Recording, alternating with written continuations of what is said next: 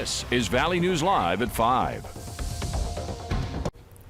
Good evening, everyone. If your trash cans, outdoor cushions, and toys were lucky enough to stay put today, I'm sure you at least heard the wind out there. It is one blustery day, and Chief Meteorologist Hutch Johnson tells us how long it'll stay like this. Hutch? Stacy, thanks so much. Our winds have been gusting, and the strongest gusts were measured right here in the Fargo area. Today's peak wind gusts listed here for you, where you see the orange colors where the wind was strongest. That's up and down the Red River Valley. 46-mile-per-hour peak gust in Fargo. There's a little protection from the wind in the trees of central Minnesota and not quite as much out in the James River Valley for the day today. Those winds are continuing and they are quite gusty right here in the FM area. For now, we are expecting that the wind gusts that are at 33 miles per hour out at Hector will slowly exit off to the east, and some of these areas now that have 10 to 20 mile per hour winds will slide in. So the wind is going to become less of a problem heading into the evening. But we do have milder temperatures in the valley, 50s for most to near 60 up in Hallock. Much cooler though out in the Devil's Lake Basin. All right, we're talking about rain. That's what we're turning our attention to, and this will begin for some of us before the end of the evening. I'll have details in your hour-by-hour forecast. It doesn't arrive in Fargo. We keep the 50s all the way until the overnight hours. Notice wind speeds continue to diminish as we go into the overnight. Some news for you. It is a first alert weather day for Halloween. We will explain coming up here in just a few moments. All right, thanks so much, Hutch. New tonight at 5, the hunt is on for a Moorhead man who police say forced a woman to drive to a bank at gunpoint to withdraw money for him from an ATM. An arrest warrant is out for 30-year-old Sharmaki Abdullahi. Documents say officers were called to Gate City Bank after 11 a.m. last Tuesday. The woman said she was pulled over in her car on University Avenue in Fargo when he approached her car with a gun. Court documents say the victim couldn't get money out of the ATM, so the suspect got out of the car and told the victim he would shoot her if she called police. If convicted, he faces up to 25 years in prison. Also new at 5, a West Fargo man is in jail after police say he kidnapped his teenage ex-girlfriend on Sunday. 24-year-old Cole Simonson can face up to 40 years in prison if convicted on the kidnapping charge. Court documents say a woman called 911 after her daughter texted her saying to call police. The victim's phone was pinged to an area north of Moorhead. Documents say Simonson resisted the deputy until another officer got there.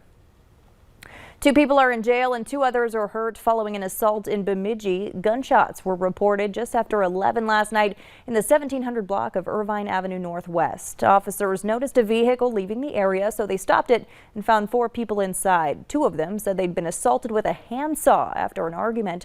One person is being treated at a Bemidji hospital. The other had to be flown to a trauma center in Fargo. David White was arrested and charged with second-degree assault. Jared Westbrook was arrested on an outstanding felony warrant. Many of you have reached out to our whistleblower hotline asking why it's costing you more to heat your home. We did some digging for you, and Xcel Energy is blaming it on the winter weather conditions that ripped through Texas last year. The company says the natural gas cost adjustment started back in July, allowing Xcel to recover some of the costs they were hit with. For natural gas customers, your average monthly bill could go up anywhere from $6 to $34, depending on your usage.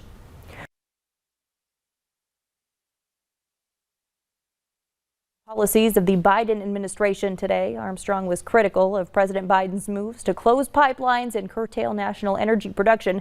As he says, it's directly impacting the cost of living for North Dakotans. And we need to talk about it, and we need to be honest with the American people about it, because their costs are going up, whether it's at the pump or it's to heat their house or to feed their families. Negotiations are still underway for the $3 trillion infrastructure package, and Representative Armstrong says that if it passes in its current form, it'll make the energy crisis even worse. An FDA advisory panel has voted to back the use of the Pfizer vaccine for children ages 5 to 11. It's the first step to getting kid-sized doses into arms in time for the holidays. Alice Barr has the latest from Washington. Moore voted yes. Dr. Wharton voted yes. Pfizer COVID vaccines for children as young as 5 are one step closer after an FDA advisory panel voted today to recommend them. It is pretty clear to me that the benefits do outweigh the risk. The Pfizer data under review shows its child-sized doses are more than 90% effective at preventing symptomatic infection in 5 to 11-year-olds. the data that they're going to be presented in pour-over is going to show that it is extremely safe.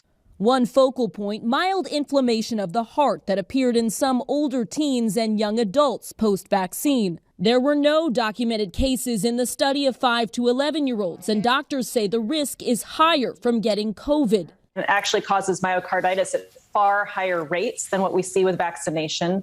Many parents are eager to sign their kids up for the shots. I'm very hopeful that they will approve that. I think anything to keep our kids safer. But a recent poll shows they may be in the minority, with only 30% of parents planning to get their children vaccinated right away. I think, honestly, a solid year of testing and people, really working out the kinks in it would do us better. That's worrying for many doctors who say vaccinating elementary-age kids will be key in getting the pandemic under control. Not only can they get sick, but they can also spread it to others, and that's the big concern. Though pediatric COVID deaths are rare, more than 700 children have died from the virus since the pandemic began. The CDC weighs in next week before a final decision that could allow shots in arms by early November. Pfizer is also conducting trials in children younger than 5, and Moderna plans to submit its own trial results to federal regulators soon, saying early data shows its vaccine produces a strong immune response in kids as young as 6.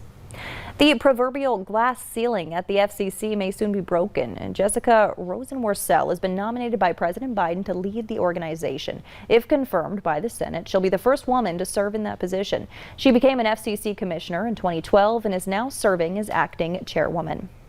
The names of the 15 jurors in Derek Chauvin's trial will be released next week. The judge who oversaw the trial will also release the names of the alternates who sat in the courtroom. The written questionnaires of more than 100 potential jurors who were evaluated were also made public. Chauvin was convicted in the death of George Floyd. He was sentenced to 22.5 years in prison. Minnesota State Patrol has had their hands full when it comes to speeders on I94 near Alexandria. The speed limit is 70 miles per hour, but troopers say in the last couple days they've cited one driver for going 128, another for going 116, and another at 102. Troopers are urging everyone to slow down, adding that it could save a life. A Wyoming man allegedly tried getting out of a drunk driving charge by claiming his 4-year-old son was the one behind the wheel. Deputies pulled the 39-year-old man over Saturday. They say his 2 sons, ages 4 and 15, were in his pickup truck with him.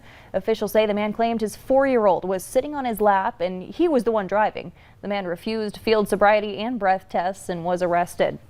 Here's some extreme couponers you don't want to take advice from. A Virginia Beach couple has been sentenced to nearly 20 years in prison for their involvement in a more than $30 million counterfeit coupon scheme. The FBI says investigators found fake coupons in every crevice of the couple's home. Officials say the woman would create fake coupons and sell them to people on social media. The 3-year scheme was discovered by the Coupon Information Corporation, which received a tip that someone was making and mailing these fraudulent coupons. The woman, who investigators say was the mastermind of the scheme, was sentenced to 12 years in prison, while her husband was given 7 years. Seattle police say they've disassembled a criminal Lego trafficking operation brick by brick. Police say they arrested a 67-year-old store owner and seized more than 170 stolen Lego sets they believe he took from another store. The stolen goods are worth thousands of dollars. The owner now faces charges of trafficking stolen property. The first nor'easter has soaked the region. Later on Valley News Live at 5, what those impacted could expect next from the storm. And temperatures today up and down the valley were warmest right here in the Red River Valley, upper 50s from Hallock through the Fargo Moorhead area. Now we're watching for some changes tonight. The wind decreases, the rain moves in. It looks soggy, many of us getting up to an inch, and a first alert weather day declared for Halloween. We'll have details on that coming up next.